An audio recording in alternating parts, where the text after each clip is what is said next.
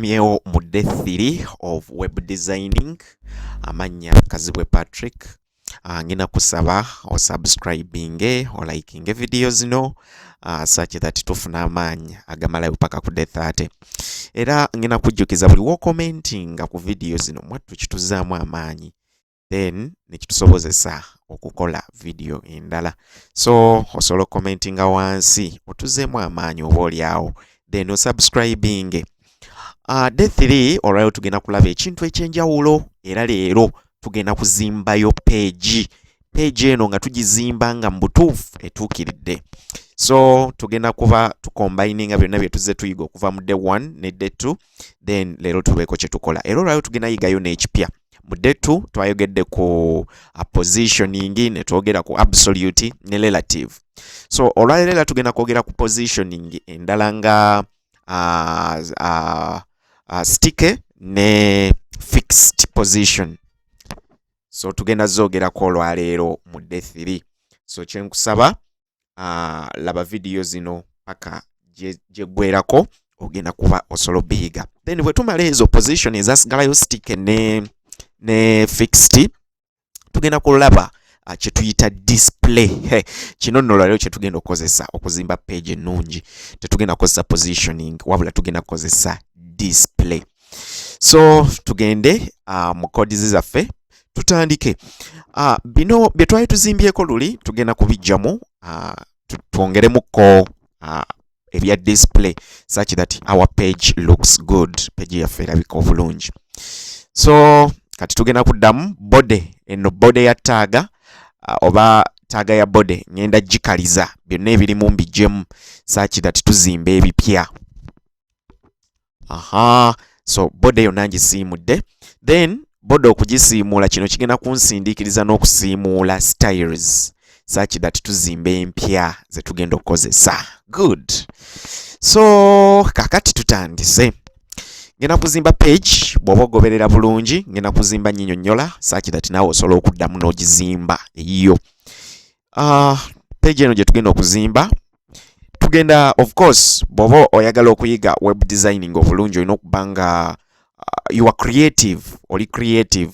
Ekintu kyoyagala okuzimba kino okuba bw'oba tosoose kidraftingira ku lupapula oba okikolera plan ku lupapula kino okuba mu mutwe nga gwe kyogenda okuzimba okiraba. So kati ngenda kuzimba page ng'eriko ebifaananyi. Then ebifaananyi ebyo nga biri mu grid ng'ate erina ne side bar. Tugenda kuzimba page ey'amawulire. So nga bayuza bajja ku page yo ne basoma amawulire nga amawulire ago ga displayinga then ng'olina ne side bar ey'ebbali akolagira amawulire agali recent and such things. Tugenda zimba ne footer olwaleero mu day 3. So tutandise bwe tuti. So ngenda sooka nkole div class equals head. So kino kimanyi kyendiko. Then nzije ngambe news updates. Good. So I cross the div. Then then if we refresh, this is what we have. Ngena genda mu CSS nkole class ya head. So ngistylinge ngena gamba dot head. So alabadde 1 ne day 3 kino kye tuliko kati okimanyi. So color I'm going to give it yellow. Then background. So background black. So yellow in black. So I'm going to give it padding. Should I give it padding? Yes. Let me give it like 5 pixels. So this is what we have so far. When I save and we refresh, this is what we have. So I need this to be at the stream end. So I don't need this space. These spaces are not needed. So I'm going to make them disappear. Now let me come and I position it. Remember we said we have two positions, absolute and relative. So which one do you think I'm going to use here? Because I don't want these spaces. So if I put relative positioning, kigenda kuba kifloatinga. Bwentekamu absolute kiba kifloatinga mbanga. Ate relative kiba kiflowinga, page ebe flowinga nga bweyina okutambula. Ndoza ntekemu relative waneeno. So ngena tekamu relative position relative. Then we malo teka mu relative nsolo tekayo top 0 pixels. So kitukire ddala ku top to refreshing tekigenze. Position relative esobola okugaana okugenda ku top kuba yo twalaba position relative efiringa a page nga bwe badde etambula, kitegeeze mabega wa nnyo eno waliyo ka space, so ako kefiringa era eri 0 ku ka space ako. So what if top eno tugisaamu negative like negative 10? Awo nsubira kijja genda kiyite kwako ka space akadde kakikutte. Then left, let's give it like negative 5 pixels and let's test it. Tekiba kirungi nga kyokola kyotestinga, kiba kirungi n'owandika kodi eziwerako then nomala nozitestinga. So left ebere negative 10, then width 100%. Good. So to refreshing tulabe. Width tetuuse bulungi. Now width eno bwe tugiwa 100% tetuuse naye ate twetaaga etuuke. Ate bwe mpisaako ne ngamba 120% emazeeyo. Naye bwe emazeeyo sooka weetegereze wano, kamala ofuna ka penso.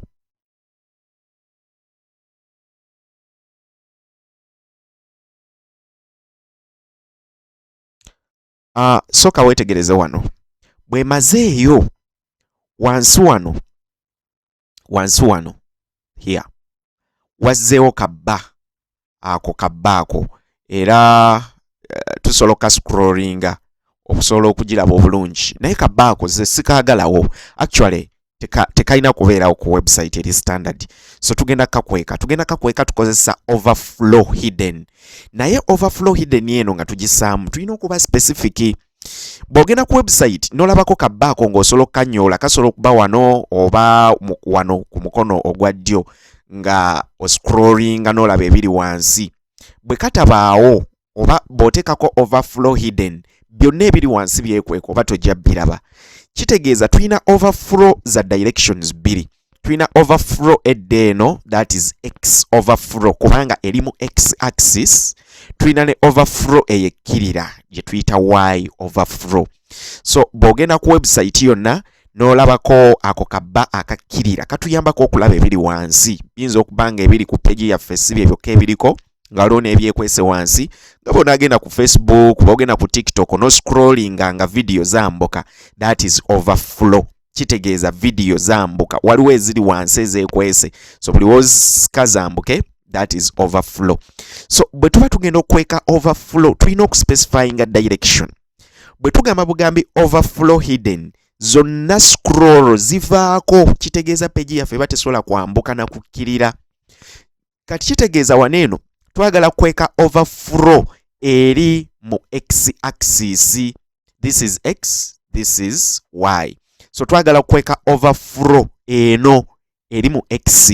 Kitegeeza tulina okuba specific nti overflow x hidden. Bwe tuba twagala okweka eya y tugamba overflow y hidden. Then bwe tuta specifying a direction ne tugamba bugambi overflow, mwattu overflow zonna zivaako era page yaffe ekyo kigiremesa okuscrollinga okulaba ebiri wansi. So kati tusooke tugezese nga tukwese overflow yonna.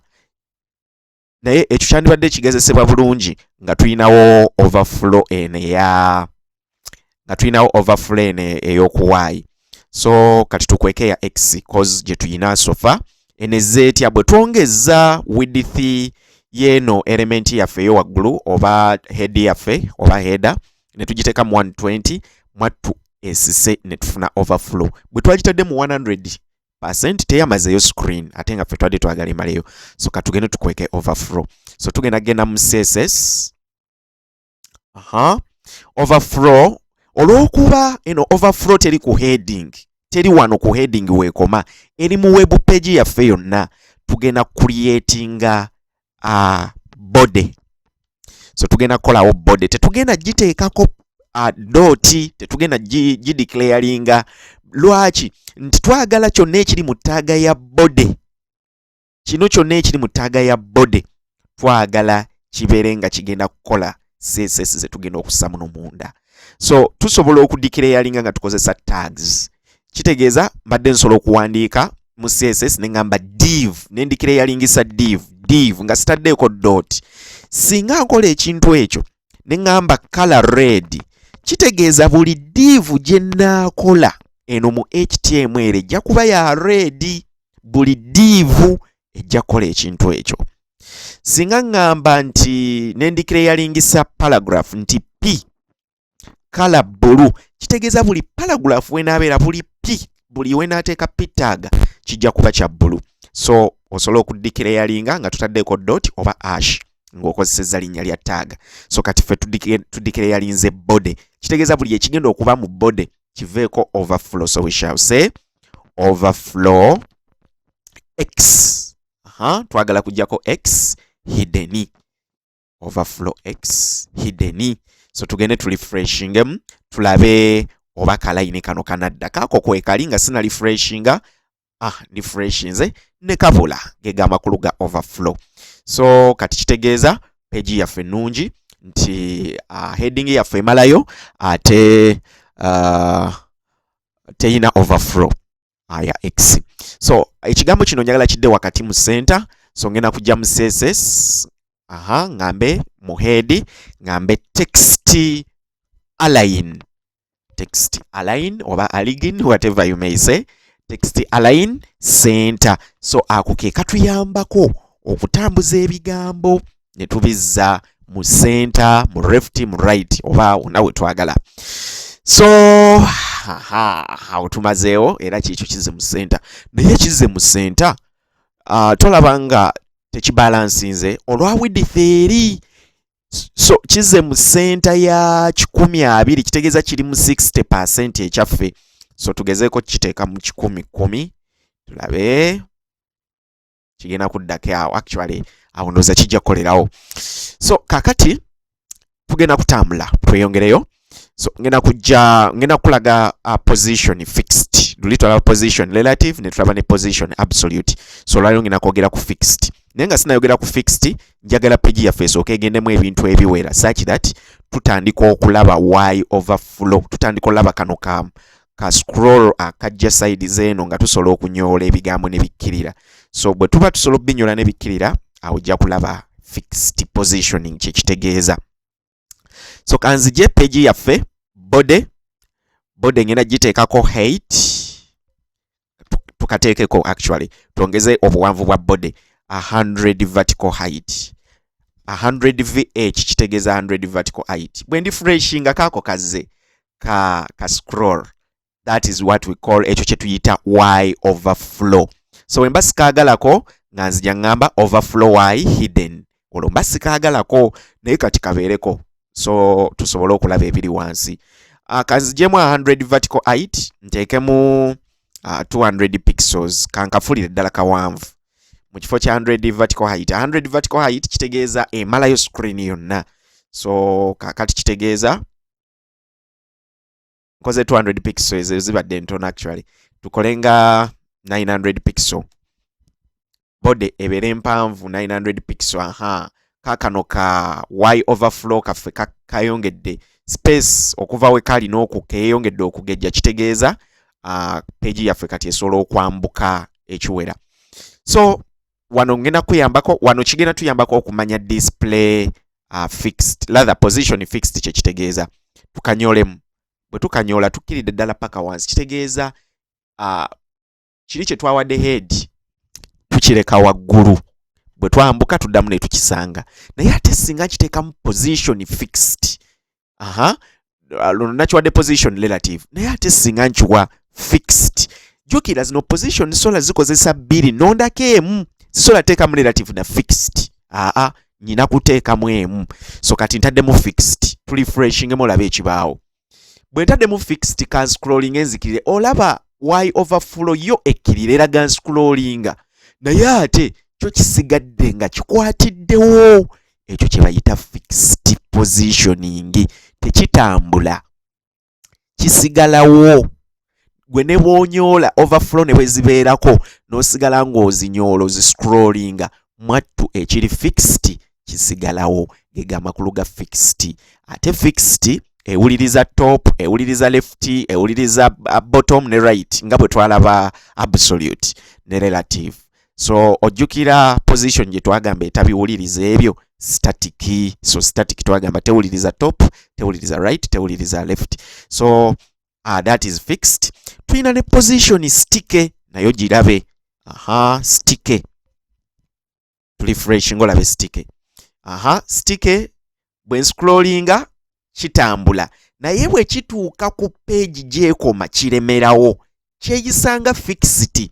Naye okwawukanako ne fixed kitambulamuko awo kisikatidde. So kawetegereze bulungi eno y overflow.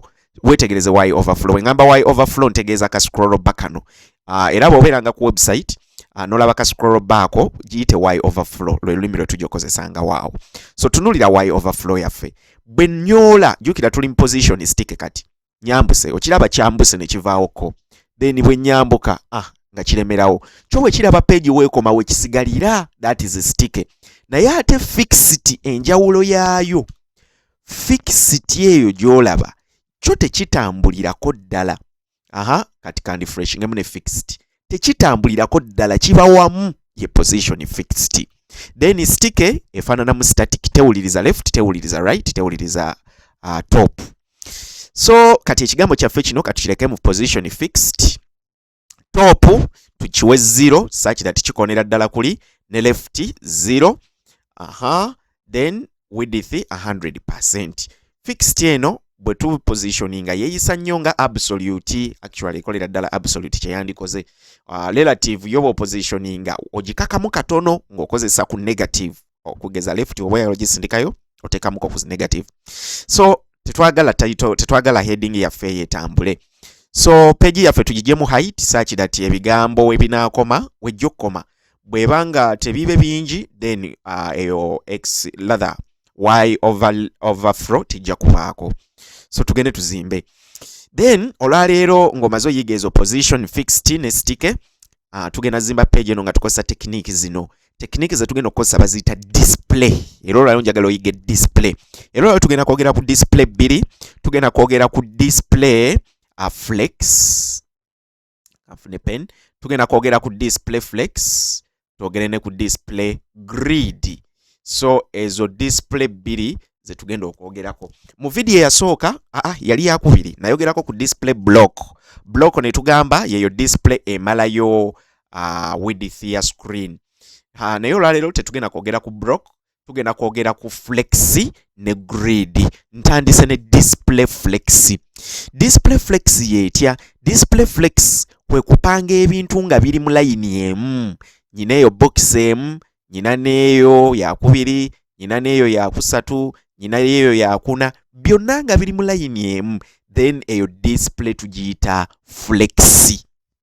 Luli twagamba div zikolawo block eyazo mbufunze bw'oba ojjukira video ey'okubiri nti div bwe tukozesa div buli emu ebeera wansi wa ginne waayo. Naye singa div ezo okugeza, singa nkwata div 1 nenjissa ne div 2 ne div 3 naye nga zonna wamu nzitadde mu flex, mwattu zeepanga mu layini emu. So flex ekwata ebintu byenjagala okupanga ne bidda mu layini emu. Okugeza tukikolemu wano tulabe. Ngenda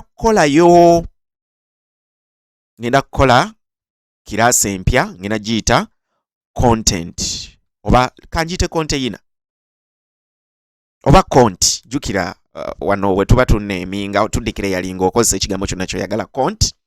Kanjiteekemu display. Display gye tugenda okulaba olwaleero flex. Good. Tusavinge. Kanzije wane wasooka mu bode munda ngenda kukola div taga div class equals cont. Div eyo njigale. Remember jukira twagamba bogulawo taga mu bode oyino jigala, kyandibadde kirungi nga wakagigula n'ogiggala oleme kwerabira. Munda mu div muno buli kyenteekamu olw'okuba konti njitadde mu display flex, kitegeeza buli kyenteeka mu kigenda kuba mu layini yeemu nga bitambula mu layini. Tusooke tuteekemu paragraph. Tugambe this is paragraph 1. Tugiggale. Tuteekemu ne paragraph endala. Paragraph. This is paragraph 2. Nayo tugiggale. Tugende tulifreshingemu. Tulabe ekibaawo. Tuina this is paragraph 1 ogirabye weekomye ne this is paragraph 2 ogirabye naye weekomye biri mu layini yeemu geega amaanyi ga display flex. Naye ate singa mbijjamu mu div ya display flex ne njijjawo div ya display flex olw'okuba paragraph zigenda kuba mu layini za njawulo.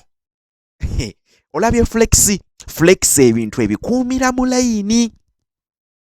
Labayo. Kankole div 1. Twagamba div ekintu kibeera mu line yakyo.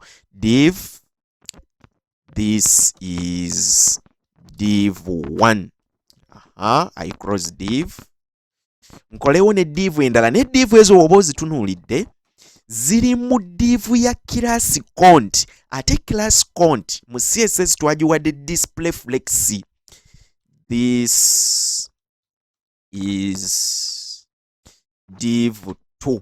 Bw'oba ojjukira mu vidiyo ey'okubiri twagamba div buli emu ebeera ku layini yaayo lwa nsonga by default div zibeera mu display block ate block emalayo screen. Bwe tulifreshinga ekintu kino olowooza tuyina layini bbiri ng'emu eriko ekigambo this is div 1 endala eriko ekigambo div 2. Ekyo kyandibadde kituufu singa tetubadde na div ebisindise kubeera mu flexi. Olw'okuba tuyina div class equals count ate nga count tugiwadde ya display flex, ebigambo bino biri mu layini yeemu. Olw'okuba eno parent yaabyo eno ebireze gye tuyita parent eri mu flex. Bwe tulifreshinga ebigambo ebyo biri mu layini yeemu era display eno fixed ebibisse y'ensonga lwaki tetubiraba. Tusobola obbiraba singa twongera ku margin. Margin top waggulu waabyo birekeyo space ya 100 pixels. So bwe tugirekayo okuva ku webitandikira birekeyo space ya 100 pixels okuva waggulu ku page wetandikira. So that's why tubiraba. Tulaba div 1, div 2, tusobola okwongeramu twongeremu div 3. This is div 3. So olw'okuba parent abireze oba byonna biri munda wa count eri mu flex ne div 3 eri ku layini. So geega amaanyi ga display flex. Display flex buli kimu kiba ku layini. So leero tugenda kukozesa ku display flex tukoleka page akalungi then we tumala tujja kukozesa ne ku display grid bwe tunaaba video ekyatusobozesezza obudde bwe tulina okugiwa essaawa emu. So bwe kinaaba tekisobose okwogera ku grid mu ssaawa emu tujja kugitwala ku lunaku olwokuna. So kakati tugenda kukola footer naye nga tukozesa tekinike ya display flex. Footer gye tugenda okukola egenda kuba efaanana bweti. Tugenda kukola footer nga ya background black naye nga tugenda giwandiikamu ebigambo nga biri mu column 3. Tugenda kuwandiika awo ebigambo ebisooka tujje tuwandiike n'ebigambo awo tujje tuwandiike n'ebigambo awo. Ye footer yaffe wegenda okufaanana naye nga ebigambo bya white nga biri mu background ya black. Kino kitegeeza tugenda kukola div display flex such that div zonna ze tugenda okusamunda zitambulira mu line. Tukole div esooka tugiseemu ebigambo, tukole div ey'okubiri tugiseemu ebigambo, tukole ne div ey'okusatu tugiseemu ebigambo. Then eri display flex yonna ebizaala parent zino div zonna mwe zigenda otuula tugiwe background black ate tugiwe position.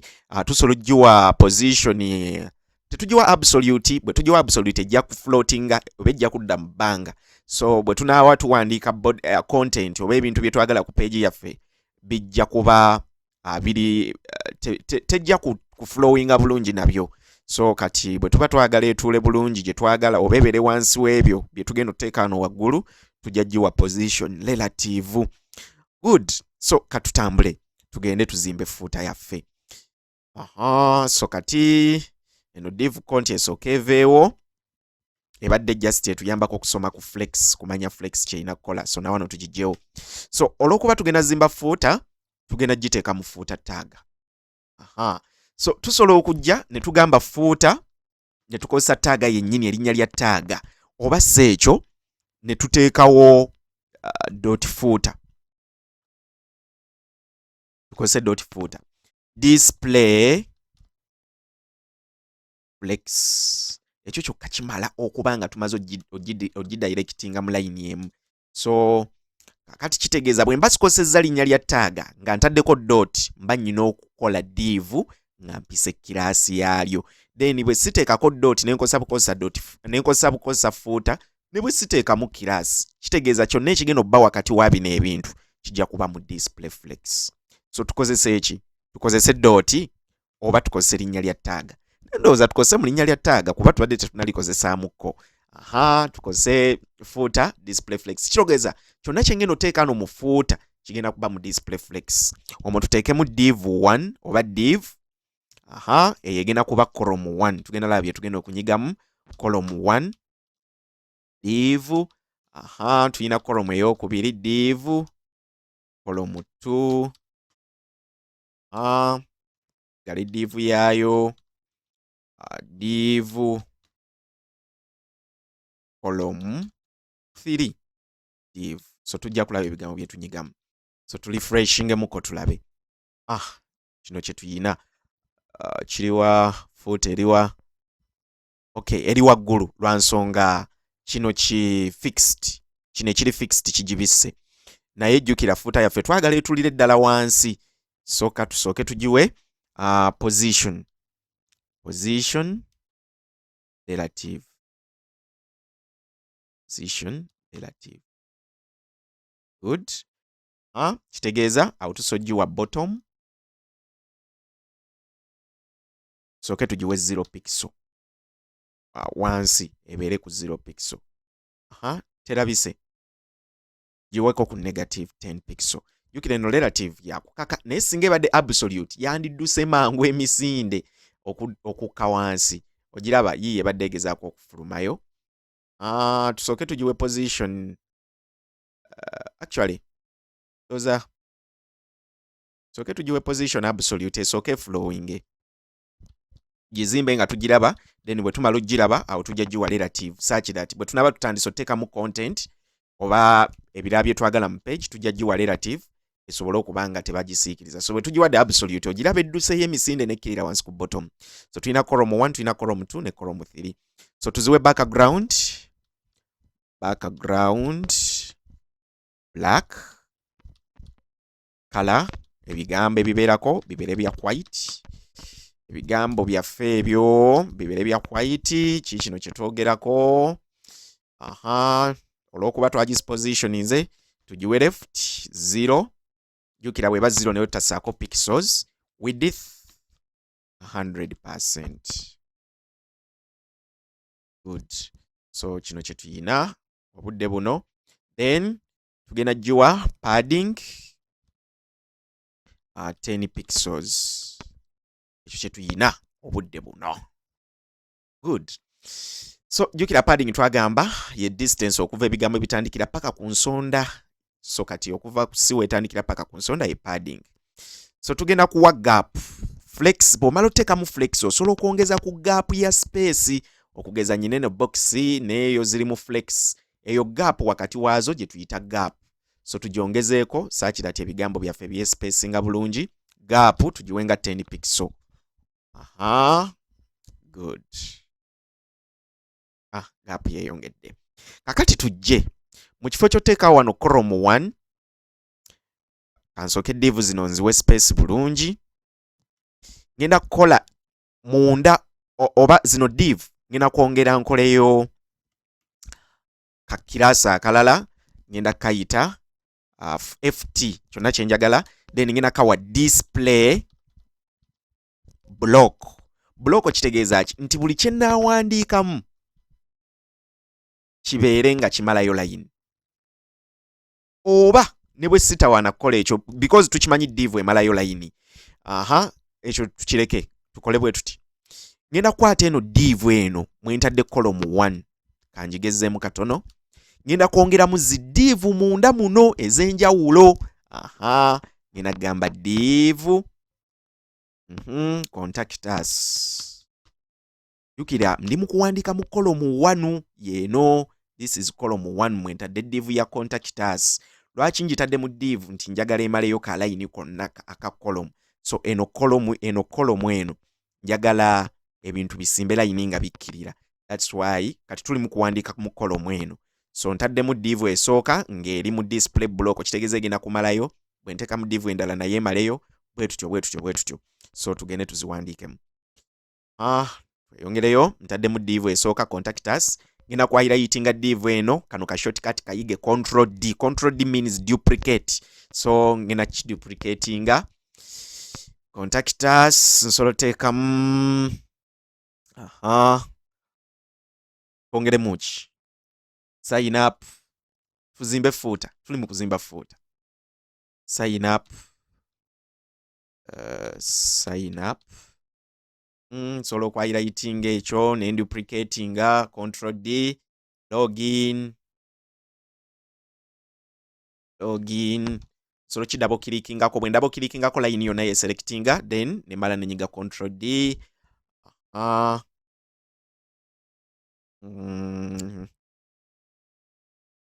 Recover password. So refreshingemu tulabe kye tukoze mu column 1. That is column 1. So tugende tuteeke ne mu column 2 ne column 3. Then tulabe ekira kye tusobola okukola. So column 2 okankaze wano. Column 2 tugende nayo eyo column 1 ewedde. Column 2 yino ne div yayo katuteeke wano ka space. Column 2 tubeere nga tujawudde bulungi. Ne column 2 kanjawule. Yeyo. Zino div za column 2. Wano kanjogerereko ku commenting. Bwe tuba tukomentinga oba ebigambo bye nsobola okuwandiika mu codes zange such that bwe nkomawo nsobola okubijjukira, oba omuntu nga ng'omuntu nsobola okumuwa codes n'asomamu n'amanya kye nali nkola, naye comments ezo browser teziwabudde. So tukomentinga tuti mu HTML less than exclamation double hyphen this is column 2. So bwe mala double hyphen greater than. So ekyo this is column 2, it is a comment. Browser tejja kiwabudde era bwe ndi fresh nga sijja kiraba, it is a comment. So katugende mu column 2 tuwandiikemu div downloads. Div then div privacy policy, div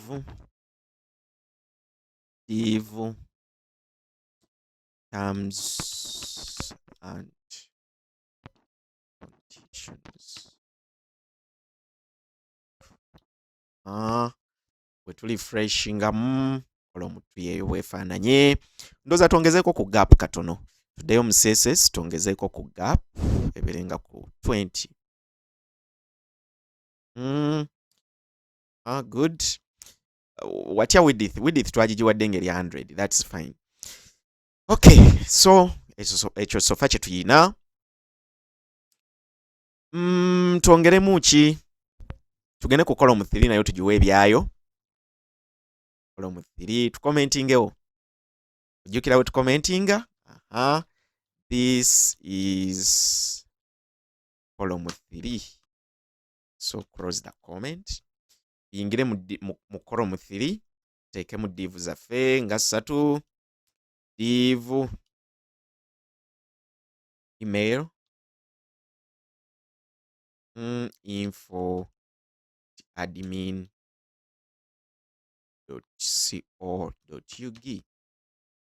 Div esooka, div endala, div on 07, so you put any phone number, div location, and we say created Moto complex Saka. Good. So far jetulaga tulabayo bwe tulifreshinga tuyina ebyo biri mu line emu ate biri mu columns 3 olw'okuba twatadde mu display flex. Kakati ne gap ezo zigezze nnyo gundi simanyi oba ni yatwadde amagezi g'okozesa abiri. Anyway, tukendeeze tuteeke mu 15. Saaki dati fuuta yaffe erabika bulungi. Ekira kye tusobola okukola wano eno, ndowooza tugende nga tuteekamu bulayini wano border. Ngenda kwogera ku border. So tussaamu tutya border. Divu zaffe tuyina divu 3. Rather column 3. Tuyina column ey'emu, tuyina column ey'okubiri, tuyina ne column ey'okusatu. Twagala buli column weekoma wabeerewo ka border. Kitegeeza ngenda kujja mu CSS nkoleyo .column njiwe border. Mu CSS bwe tuba tugenda okukozesa border, kino nakyo kiyiga olwaleero. Bw'oba oyagala border bw'ogiteekamu ogyogererako ebintu 3: sayizi yaayo, ekika kyayo ne kala yaayo. Kasita omala okulaga nti property gy'ogenda okukozesa ya border, olina okuteekawo sayizi eno tugipimira mu pikiso. Nsobola okugamba 1 pikiso ye sayizi, 2 pikiso, 3 pikiso. Pikiso gye zikoma okuba ennyingi gyekoma okuba ennene. Kitegeeza sayizi tukozeseza 1 pikiso. Solid kyekika kya border. Tuyina solid, tuyina dashed, tuyina dotted. Kitegedde ekyo. Kitegeeza border esobola okuba ya dashed nga ya budash, esobola okuba ya budot. So oteekawo ekika. Bw'ebanga toyagala ebere nga yeekutte lumu, kitegeeza ogamba solid. 1 pikiso solid white n'oyogera kala yaayo. Ekimu ku ebyo bwe kibulako mu border, mwattu border eyo eba tejja kulabika. So jjukira buli wooteekawo property ya border olina ogyogerako ebintu 3: size, ekika ne kala. Kitegeeza 1 pikiso solid white, 2 pikiso solid blue, 3 pikiso solid red. So kakati olw'okuba twagala border ebeerewo nga ya 1 pixel solid white, buli we tugyagala tugende nga tuyitirawo kirasi ya call. Kitegeeza mu column 1, tusooke mu column 1. Si eno column 1 divu yaayo, tugende mu divu eyo tugambe class equals call. Kakati labayo tulifreshingemu olabe. Column 1 efunye border yonna. Ebigambo byonna bifunye border. Naye ate ffe border tubadde tujagala ku mukono gwa ddyo gwokka. Eno waggulu n'eno ne wansi n'eno ku mukono gwa kkono tetujagalayo. Kati omanyi kye tugenda okukola? Tugenda tugambe border right. Ffe border tujagala bw'otateekako direction border egendako wonna. Naye bw'oba ogyagala waggulu wokka ng'ogamba border top. Bw'oba ogyagala wansi wonna wokka border bottom. Bw'oba ogyagala ku kkono wokka border left. Kakati ffe tujagala ku right. Tulifreshingemu. That's what we have. Border eyo eri ku eno column esooka naye eri ku mukono gwa ddyo gwokka. Kye twagambye border right. Kakati tugende n'eno column ey'okubiri tugiteekemu class call. Bwe tugiteekamu class call kitegeeza egenda kukola ka border wano. So tugende eriwa column ey'okubiri yiino divu yaayo tugiwe class equals call. Kitegeeza nayo tugiwadde ka border right, egenda kufuna ka border awo. Ndowooza eri ne bwe tutagiwa. Olaba kafuuta kaffe we katandise okunyirira, gwokalaba we katandise okuvaayo. So kakati kye tugenda okukola ekirala, fuuta eno twetaaga ogyongeramu ekintu. Simanyi padding yaayo nnene. Ojja gidesigninga nga bw'oyagala. Padding nze kanjiwe 5. So fuuta eno lwaki ngireese? Mbadde ngireeta oyiga okukozesa display flex. So kati oyiza okukozesa display flex. Tugende tuzimbe body. Tugenda kwambuka wano mu body oba tuzimbewo ebintu byaffe bye twagala. Ngenda kukolayo content. Content. Naye njiwe display flex. Display flex. Gap. Tujiwe nga 5 pixels. tugiwe ne ka border yaffe tugiwe border naye tusooke tugireke ngenda kubuulira lwaki. So kati tugende mu content, tuvuddeyo mu fuuta yaffe yiyo, tuddeyo mu body, tugenda zimba div class equals content.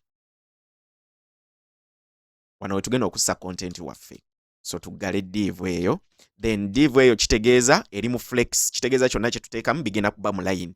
Muno twetaagamu div class equals main, twetaagamu main, twetaagamu ne ka side bar. Tusooke tuggale main div, eyo ye div ya main, then tugende tukolemu ne side bar div class equals side.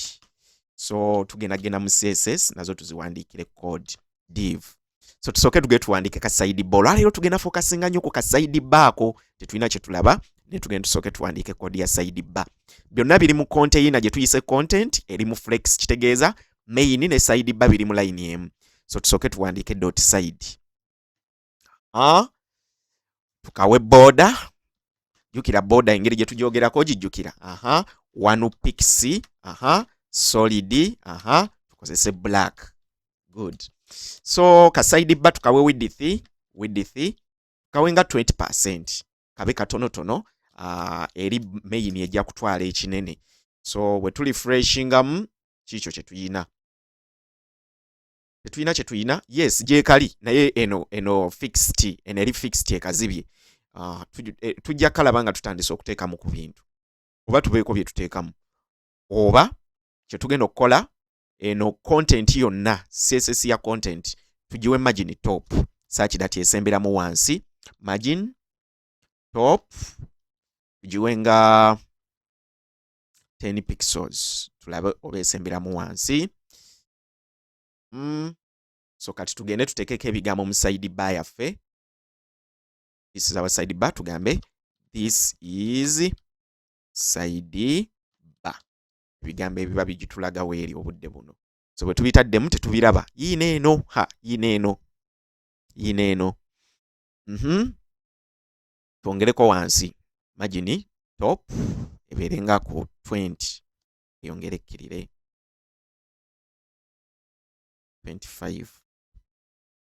Position fixed yebike ebanga absolute ebe floatinga. Tugiwe 30. Ndoza wemalirawo. So kakati jukira tuyina side bar gye twayise class side, tuyina ne class main. Ne class main nayo tugiwe CSS dot main width 80%, olwokuba eri twagiwadde 20, eno tugiwe 80. Border 1 pixel solid black. Main tugiyina, bwe tuli freshingamu, side bar yaffe ogiraba gyeraze, ne main yaffe ogiraba gyeraze. Ne border eyo tenyumye, tukyuse mu kala. Ojjukira we twakosa mu inspect, tuinspectinge tufune kala ya border. Kala eyebeere nga border yaffe at least ejja kulabikako obulungi. So ngenda kuselectinga ngironde, nzije wano nkyuse ku black. Inspect twagikozesaako luli. Border yaffe ndowooza ebeere bwetyo ngeri transparent. So ngenda gikopawo kale eyo nga nyigamu ako kasaako, kitegeeza ngikopye, nzije ngipestinga awo mu kifo kya black. Olaba kala code bwezze, mbadde sigimanyi kala code eyo, naye ngifunye olwa inspect. So bwe tuli freshinga, let's close this. Kano kadde wano. Closing. Refreshing. Ekyo tuyina. So ebigambo tubiraba ebya side bar biri kuli ku border kwennyini, kitegeeza tugende tuteekewo ka padding, such that byeyongerako munda. Side padding 5 pixels. Ndowooza na wano tuweeyo padding 5 pixels. Good. So we tuli freshinga, ekyo kye tuyina. Then tujje mu side bar tuwandiikemuko. Ina kuwandiikamu ka div nga kalina background. Kanteekeyo side bar oba SD, ngenda giyita SD background red kale nja inspectinga ngikyuse color white width 100% kaberenga kamalayo side bar. So background mulimu spelling era wano, then tugende mu side bar tuteekemu ekyo. So ngena gamba div class equals sd wano nteekewo latest news. Good. Then we refreshing ekyo kye tuyina ne bwe tugiraba latest news yaffe oba sd eri kuli kwennyini ku background tusoje wa padding oba margin. So ga margin 5 pixel oba toyagadde kozesa padding osobola kozesa margin such that kyesindika okuva ate bwe tukozesa margin yesindisa okuva muli yesindisa esinziira ku box ya side bar. Kitegeeza mu kifo kya margin tugiwe padding. Kitegeeza egenda kwesindika ng'eva ku nsonda ya red eyo gy'olaba. So si that's what I wanted. Wetegereze bulungi wano waliwo ekirala kye tugenda okuyiga. Bw'olaba eno latest news red, sooka wetegereze wano efulumye mu side bar, efulumye. Kakati labayo wano tugenda kisolovinga tutya. Awo ngenda ku introducinga kye tuyita box sizing. So tugenda ku introducinga class property gye bayita box sizing. Then box sizing eba border box. So border box eyo nja gyogerako maaso awo, ninza obutajyogerako nnyo olwaleero naye nja gyogerako maaso awo. So tugiwe box sizing, nja gyogerako ku lunaku ng'olwokutaano actually nene box sizing border box. So nja gyogerako nnyo tofaayo bwe naatuuka ku lunaku olwokutaano. Box sizing border box tujja kujja nga gye tuze okwogerako.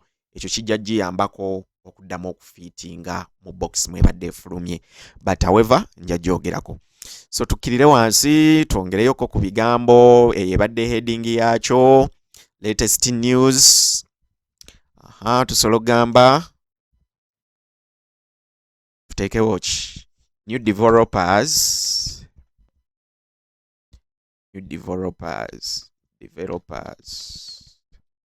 have emerged from Uganda.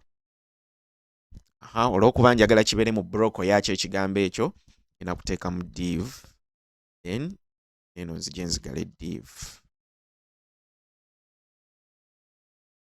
Tulifreshingemu ekyo kye tuyina. Badde nzuumize out ebigambo ebyo nga saagala tubirabe nga binene nnyo. Bw'obiraba nga binene nnyo biba tebinyuma. So zoom out.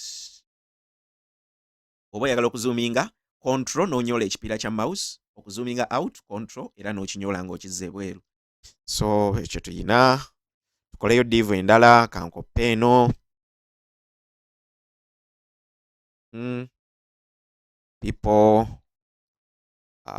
500 people have learned web designing. Good. Refreshing them. Yagala nnyo okola nga kyenkola kindifreshinga such that okiraba. So tugenda kukolayo ka class. Zino div tugenda ziwa ka class. Naye nga ka class ako kagenda tuteera border buli div weekoma nga katuteerawo border wansi. Oba ebeere ya black. Kitegeeza div ezo ngenda ziwa ka class. Ka class ako ngene nkawe border. Ojjukira engeri gye tuteekamu border. Kati kanziwe div class equals njituume kyenjagala bd.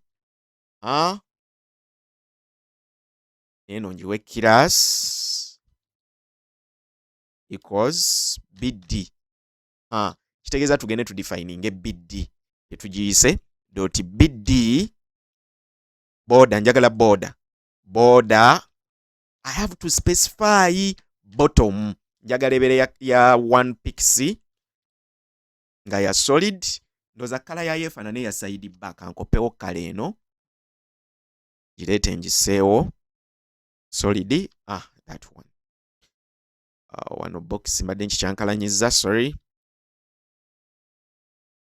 Is box sizing. Refreshing them. Good. Border yiye erabise. Naye ndowooza tugifuule black.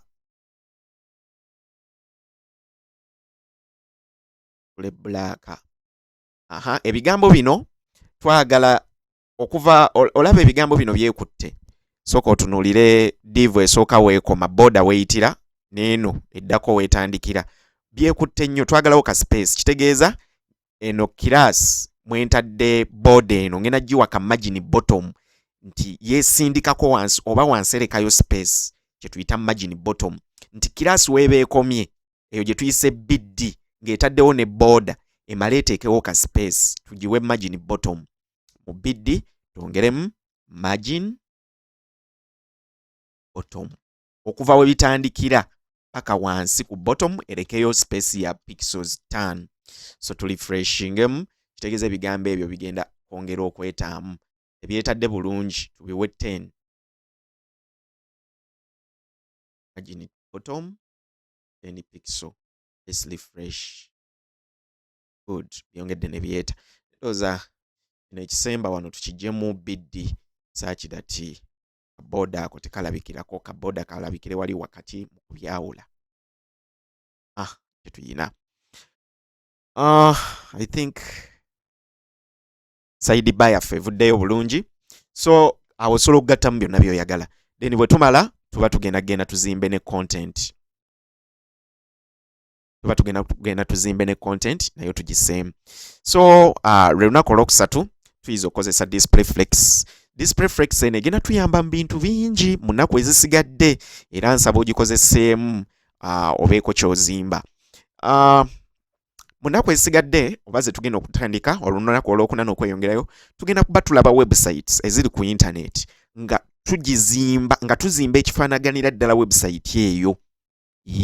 Tugenda kujjayo website ezimu kuziri ku internet tuzimbe ekifaanagana ne websites ezo, era ogenda kuyiga okuzimba website eyiyo. Amannya Kaziwe Patrick, webale nnyo okulaba olunaku olwokusatu. Nkwagala nnyo era bambi commenting, buli wo commenting kinzizaamu amaanyi ne nsobola okukola videos endala. Webale nnyo, webalire ddala.